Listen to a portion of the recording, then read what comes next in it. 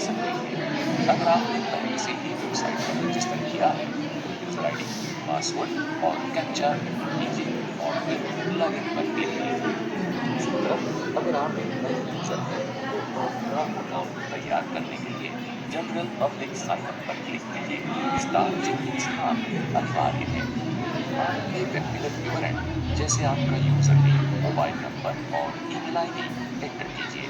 आगे घटना जहां क्लिक हुई उस स्थान को एंटर कीजिए। स्क्रीन पर दिखाई दे रहे कैरेक्टर्स को वैसे ही एंटर कीजिए और रजिस्टर पर क्लिक कीजिए। अनिवार्य विवरणों के सफलतापूर्वक एंटर होने पर आपको रजिस्टर करने के लिए धन्यवाद का संदेश आता है और आपका यूजर आईडी सक्रिय करने के लिए आपसे आपका ईमेल चेक करने के लिए कहा जाता है।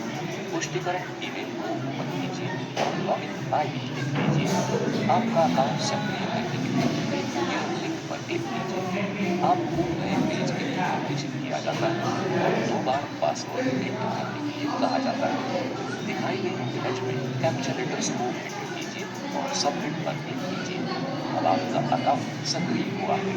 यूजर लॉगिन सेक्शन में आपका यूजर नेम और पासवर्ड एंटर करके लॉगिन कीजिए। कैप्चा कोड एंटर कीजिए और लॉगिन बटन पर क्लिक कीजिए। प्रक्रिया को रजिस्टर करने के लिए माउस पॉइंटर को डेप्थ मेन्यू बिंदु पर लेकर जाइए और ऐड डेप्थ रजिस्ट्रेशन पर क्लिक कीजिए। स्टार चिन्हित स्थान अनिवार्य है। रजिस्टर किए जा रहे प्रक्रिया की घटना के फॉर्म नंबर यदि कोई है तो उसको एंटर कीजिए या अन्य वैसे ही खाली रखिए। रिपोर्ट की गई तारीख और मृत्यु की तारीख अपने आप प्रदर्शित होती है। मृतक व्यक्ति से संबंधित जानकारी को एंटर करने के लिए आपसे कहा जाता है जैसे कि नाम, लिंग, आयु आदि।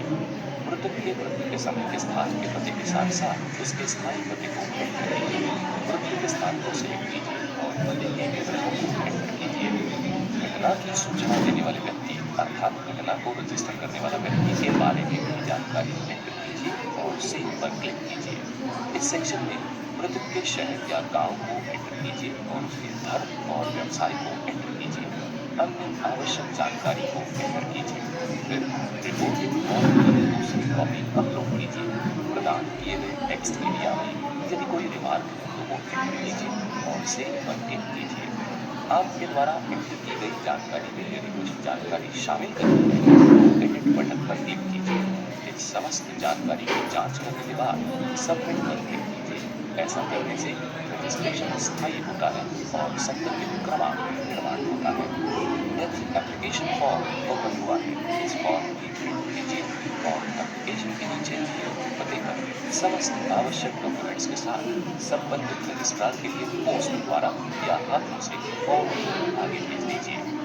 आपके एप्लीकेशन के सफलतापूर्वक जमा होने के बाद आपके द्वारा प्रदान किए हुए